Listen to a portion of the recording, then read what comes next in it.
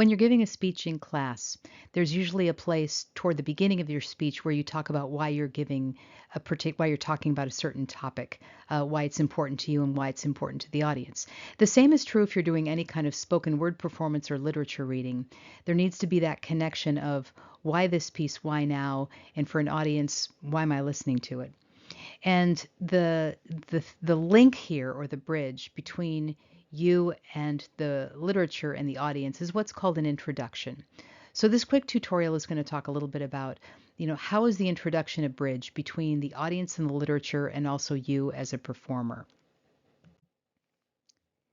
When looking at introductions in, again, spoken word performances or oral interpretation of literature, I'm going to use those terms interchangeably. I do like to compare it to public speaking because some questions certainly do come up with regard to an audience that your instructor has probably addressed. The first is, why am I listening to this? It's really the timely or timeless aspect in any particular performance. Why am I hearing about mental health issues? Why am I hearing about the importance of, a sense of place? Why am I hearing about, the importance of having a pet in your life? Those are all things that you would need to answer for an audience before you actually get into the speech. The second question would be, how does this relate to me? So again, these are questions just to clarify that will come up for an audience when they're listening to a speech, but it will also come up for an audience if they're listening to a spoken word performance or oral interpretation of literature.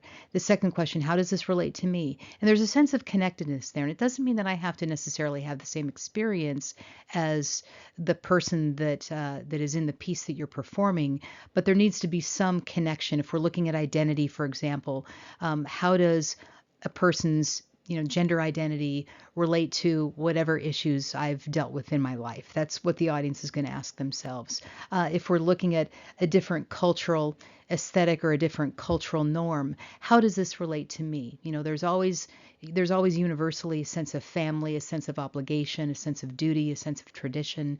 And so sometimes you're tapping into those things. So an audience realizes, okay, this has nothing to do with the kind of life I've lived, but I can see how there is a connection in there.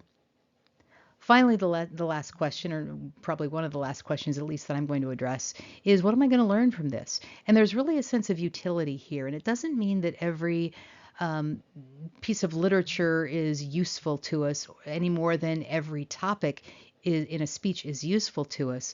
But there is some usefulness or utility in just understanding experiences of looking at something through a different lens, through it's no longer your eyes and your experience, it's someone else's experience with someone else's words that are going to be probably fundamentally different from yours.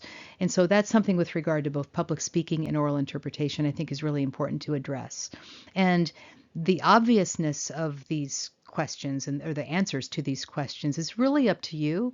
How much do you want to give the audience? Do you want to leave a little bit of suspense? I think that's always kind of a nice thing.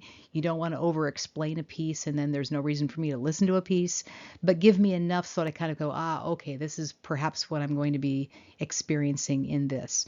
One other aspect I want to mention here, and it's very common in competition, is many times performance will give a trigger warning, and that is when the experience that's being recounted in the literature might be triggering to an audience member, whether it deals with abuse or it deals with death or it deals with some other traumatizing event. And I think this is something to kind of consider with your audience, just like if you were doing a speech and you had visual aids and maybe they were just a little bit graphic, you would have to sort of alert your audience that they may want to turn away. This next slide might be a little graphic. It's kind of the same issue with regard to oral interpretation. And I think the question for the performer when they're looking for a piece or when they're perhaps given a piece by a coach or by a fellow competitor um, is the pain in this piece going to prevent a person from learning about the piece? And that's always something that I think someone needs to think about when they're doing a performance. Is you don't want to try to shock people because that's in terms of the ethical qualities, that's not really the best thing that you want to do. And also, if you want people to really learn from something and identify with it, it can't be so traumatizing that they can't hear it in the first place. So that would be something to consider. And of course, if you're looking at, quality literature, usually you can kind of offset a lot of these concerns because some people know how to write in a way that is not so graphic and so in your face that you can't even listen to the piece. And then ask yourself the question, is this a piece I need to do right now? Maybe not. So that's just another question to ask yourself. And again, always check with your speech instructor to find out if they have further guidelines or perhaps some areas that they don't want you to address. That's certainly true with public speaking as well. Now we move into the idea of let me take a closer look at what an introduction actually looks like. And this can either come at the beginning of a program. You can also do, and this is very common in competition, to do a little bit of teaser from the piece itself, which is kind of like a hook. And then the introduction is very similar to your thesis and your preview that you would give in a speech and your significance block that you have there. So there's actually fairly close similarity to how those are constructed. So I have two examples for you. This is the first one. So just a closer look at what's going on. These are actual introductions that were given either in class or in competition. So you can kind of see a range a little bit. So first sentence here is, one of the deepest powers of art is the potential for healing. So that's really kind of the hook as the student gave it.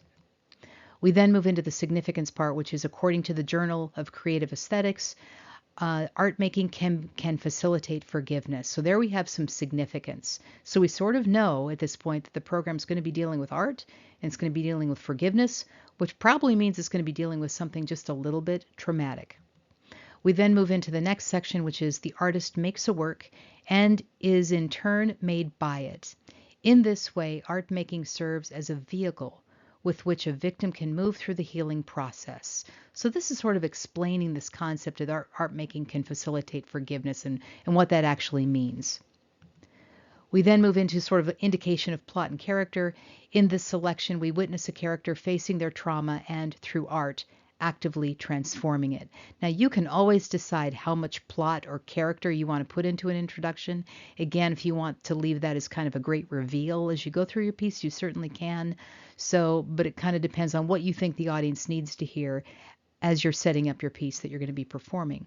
And then finally, we have the title author. Always have to include the title author. It doesn't always have to be last. I think in terms of effectiveness in competition, it usually ends up last because you've got the binder in your hand and you sort of present it there. In this case, the title of the piece is White People, and it's by Alan Gurganus. So you can kind of see how all of those go together. And from that, the performer moves right into the piece. Nothing else really needs to be said. And just like as you might do this in a class that is not a competition arena, you don't need to explain the piece after you're done. I mean, the piece really does explain itself in the same way that when you're looking at an art piece, I'm going to use the art here example, when you're looking at an art piece, you don't really need to then go back and look at an explanation of what the artist is talking about. I mean, at that point, you've kind of got the idea of it. Let me give you one more here, just so you've got a second one. So here's another one. So trees can thrive anywhere. Okay, that's actually a great first line, right? In spite of the conditions that surround them. As they grow, they continue to reach upward, but always keep their roots planted firmly in the ground. So we also have kind of a theme here in this first little bit where it's kind of like, okay, it's about trees, but maybe not. But then there's something about the roots being planted in the ground. It gives us an idea that this piece might be going in a direction we think it's going. And in fact, then it does, because the next section is, in this way, people are a lot like trees. Many of us strive to achieve greater success than our parents, a path that many of us walk alone. So here's the link to the audience for college students who are, first generation college students, or for other people who, feel like they're on this lonely walk by themselves and nobody quite understands them. This is that link here, is that, as we try to craft our path in life, sometimes that path is, a lonely one or it's a solitary one. Then we get to what the selection might be saying here. While being on this journey, we also yearn to remain connected to our families and communities. So here's this nice tension here that this speaker is going to pose to us, is that there's that desire to spread your wings and fly, but there's also a strong need to stay connected to your family. Okay. And so this, again, strong connection with the audience in this introduction as opposed to the previous one, because I think everybody can kind of identify with this as you get to college and you start thinking about what's your next step. And, many people want to move out of the house and, get going and get started on their career. But then also they don't necessarily want to leave their families behind, and they don't need to leave their families behind. So then we come up to what I think is a nice thesis. This is sort of like a nice landing line here. Wherever we trace our roots back to, it is undeniably the place called home. And so we now know that there's going to be a connection to that concept of home in the piece. Now, this particular introduction doesn't have any plot line or anything about a character because it really didn't need it. And so then you have on the very last end here, The House on Mango Street by Sandra Cisneros. So there's your title and your author. And certainly there's more than one way to write an introduction, but this is how this student chose it. They wanted to avoid any plot and character because it becomes fairly self-evident then in the piece. So you only need to give people enough to get them set up in terms of what they're going to experience, but you don't need to over-explain it because that's the beauty of the performing a piece is it actually does that for you. And with that, your job now is to go find a piece of literature, and if your instructor is has given you permission to, do your own written piece, then that's great. And again, just keep in mind if you're doing your own selection that you've written, you don't need to over-explain it. You can choose whether or not you even want to tell people that you wrote it. Some people don't want to be critiqued as a writer; they just want to be, appreciated as a performer. So that's something you can always think about. But make sure that whatever you set it up well enough that an audience can enjoy it, but not so much that they don't need to hear the piece anymore. And with that, good luck on your oral interpretation assignment.